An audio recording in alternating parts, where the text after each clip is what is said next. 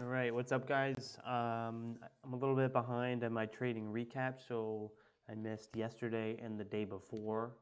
And so I just want to review those 2 days before I go into my metrics on August. So Tuesday, I ended the day up $12.74, small green day. And then on Wednesday, I ended the day up $22.56, which is a pretty good average green day for me. And so between those 2 days, I made back maybe half of my way out of the hole and almost to all-time highs on my account. Oh no, not quite the all-time highs. I still have a little bit left to make back to get the all-time highs. But from last week, I made most of my losses back. So on Tuesday, the first day on August 3rd, the last day of the month, traded RHE, ACIU, and RNXT. RHE, the only trade I really took was this bull flag here. However, I closed it kind of early and I wasn't able to get the full move through the breakout. And so I ended it only small green, $1.65 in profit. ACIU was the other one I traded. This one, I had high hopes for this pre-market. Here I bought the first dip. To close this one, actually, I got shaken out. I don't know what happened here. I got shaken out, and I really misinterpreted this. I thought this was going to move lower after this red candle. Because I was kind of chasing this green candle, thinking it was going to keep going, but then this candle turned red, so I got shaken out there. And then it was adding through the break of 11. And then I took off after 11.10, but it went all the way as high as 11.80. And so I could have taken more profit if I held a little bit longer. Here I tried buying the first pullback, kind of got shaken out there, and then I pulled back more to the VWAP. This is a great entry here, and then adding through the flip of this red candle to green, and then holding for the retest to the high. That was a good setup I should have taken. Here I took a dip off, close off of VWAP, thinking we're going to get another break to the high. Took a small profit on that one. Didn't end up seeing the full resolution. Here I'm adding, thinking we're going to have another break to the high. Didn't end up happening. Closed out for a scratch trade. Here we finally get that break through the high that I'm looking for. Only small size though, maybe half average position size. And took a small win there, and then tried buying the first pullback here, kind of scratch trade there. Pull back again because I saw it broke a new low getting bought up. However, failed to follow through. Took a scratch trade on that one. This one broke a low getting bought up and got, I guess, I didn't hold all the way through, and I took a small loss on that one.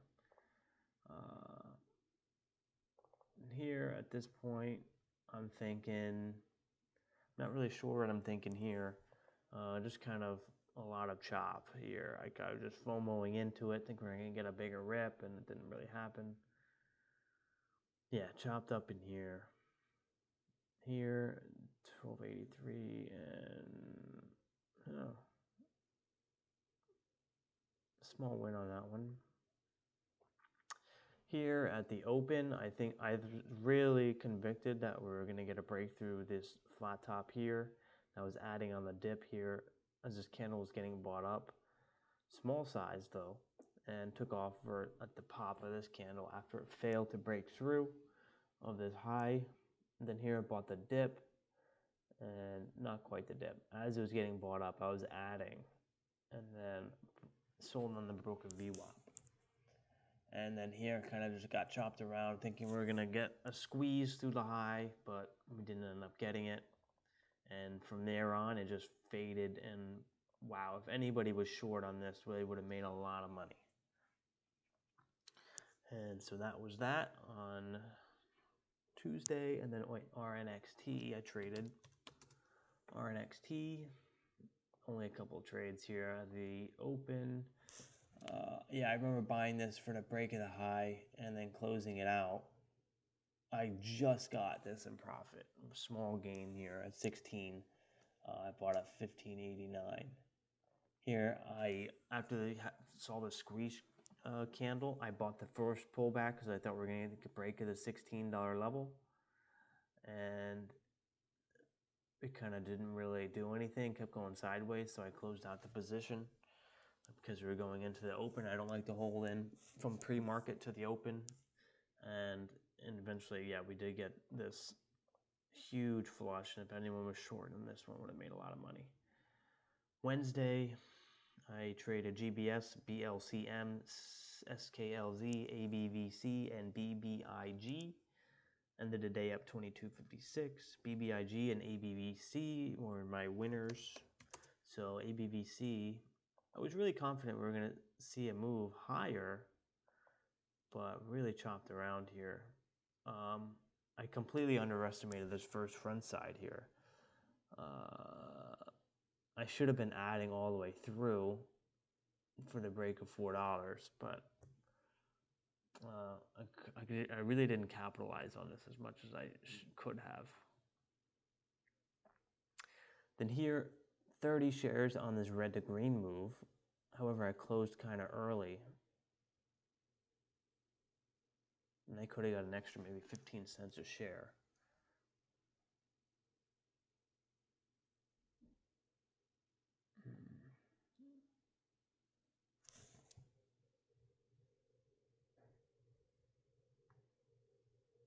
This was my big winner here on ABVC. I made most of my profit on this. I actually gave back $10 or 50% of my profits on this ticker after they opened. But here's my big winner. I'm buying this first pullback on the second candle. This was a red candle, and then it flipped to green.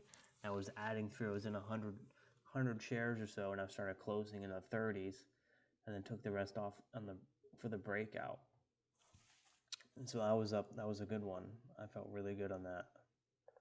I just felt it felt really good to trade that. It was a good like 5% profit. Here, it's just complete chop. I just kept giving back profit here. I don't even want to go through this, but I just kept getting shaken out on both sides. It was a complete mess. ABVC was so choppy. And then BBIG was the other one that I traded, made a nice profit on.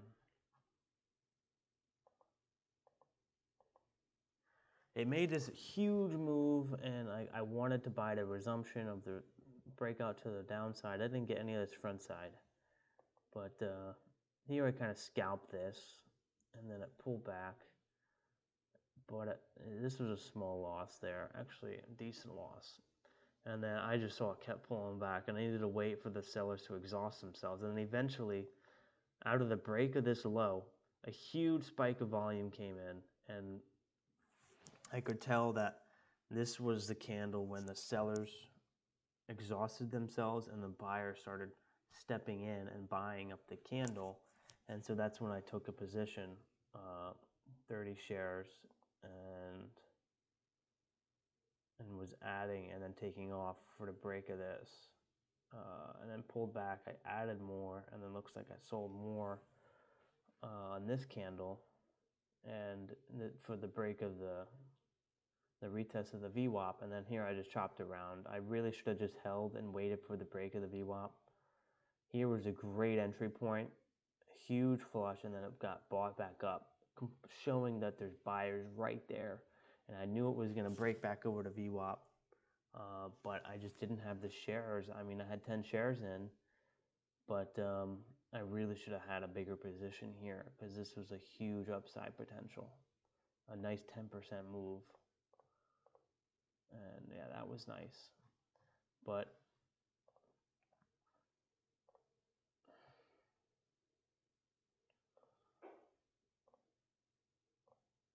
here, I want to go over this a little closer.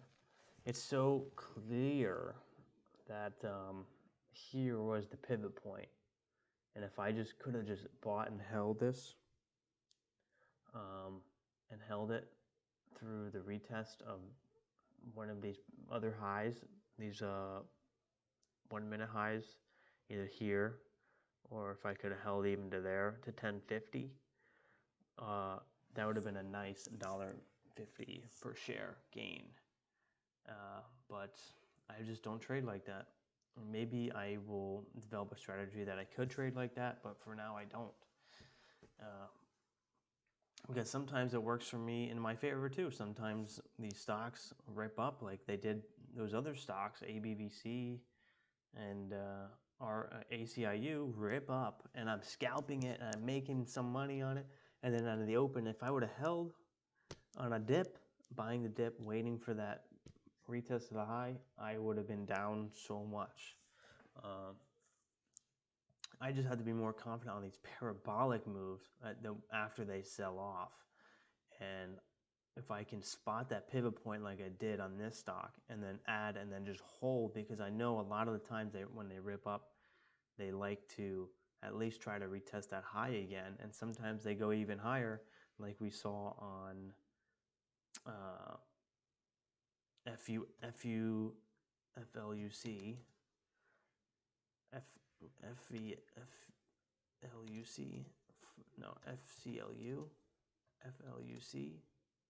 I forget what it is, FCUV. This one here, let me take off the volume. This is a crazy stock. I completely missed this front side move. I was looking to buy this resumption just because it would sold off so much. This was a 30%. This is a 50% sell off from the high. 34% sell off from the high. Right? Or no? 38%. 35% sell off from the high. Crazy move. Crazy. And I was looking to buy the dip here on the resumption because I knew it was oversold and there was so much support down here after this run up. And we ended up seeing a nice move. I probably would have closed it around in the 11s, maybe $1.30 per share. Dipped again. I was looking to actually buy this, but I didn't. And then it ripped up and it kept wanting to retest the high and rejected off this top level and then reclaimed and ripped higher. Huge move. Crazy this move and how this move happened, and I didn't get to trade it at all. This would have been a great entry if I got in here. But yeah, just like I said, like on these parabolic moves, after they sell off, if you can wait for that pivot point or even get that first dip entry, it can offer a lot of opportunity. And here, like a lot of the times when they sell off, they'll still kind of coast back up before they make their final sell-off move. Let's see, like here, if you bought this first candle to resume, it opened up at $10, sold off as low as $9.50. And if you could have added on this flip of this red candle to the green candle, you could have got a nice potential 75 cent per share gain. Nice 10%, 8 or 10% move there. And even on this sell off here or sell off here, yeah. And then here's your pivot point, and here's where BBIG kind of coasted up after it made its huge sell-off, coasted up again before making that second leg down. So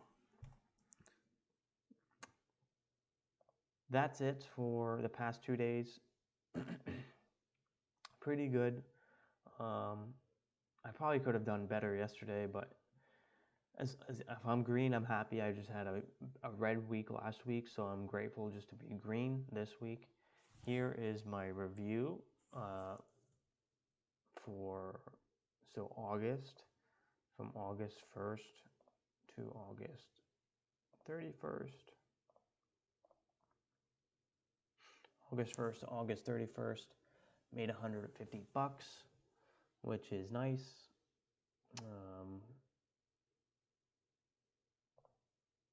150 bucks, pretty good. My high was 200 bucks. On that red week, I gave back about 50 bucks. Here is my cumulative profit. I'm so close to this previous high. That's going to be a huge sigh of relief when I cross that level, because I gave back 90% of my profit, and now I'm just making it back to where I was in April. And that's going to be a huge accomplishment for me, just to know that I can recover from this and keep on going. A lot of people probably would have quit down here and taken their $150 profit, but I stuck with it. You know, I was choppy in the beginning, and then I got my momentum back, and now I'm still moving higher. So discipline and persistence is paying off. My profit factor is a 1.32. I'm trying to get that up a little bit higher. My winners are still lower than my losers. My winners are 60 to 30. However, in August,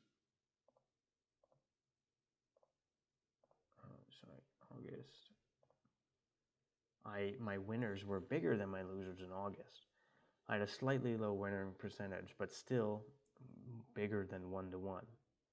And so that resulted in a bigger profit factor than I normally do, 1.43. So that's showing that I'm making progress.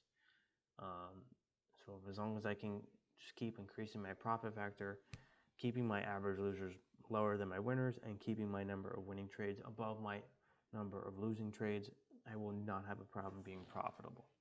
And that just comes down to cutting my losers and staying disciplined and only taking quality setups. I did have a lot of red days in August. I had a lot of red days, 4, 5, 6, 7, 8 red days in August. Some of them are pretty big. I mean, here's 3 average green days of a loss. Here's 2 average green days of a loss. So my biggest winner of the month was 63 on August 3rd. So that was good. I'm very happy with how I performed in August. And I'm excited to how I'm going to perform in these future months, because I know the market, people say the market's going to start picking up in the winter months and in the fall months. So I'm excited to see how I can perform when there's more opportunity in the market. So I'm looking forward to that. So that's all I got for you guys today. Please like this video, comment, and subscribe, and I'll catch you guys on the next one. Peace.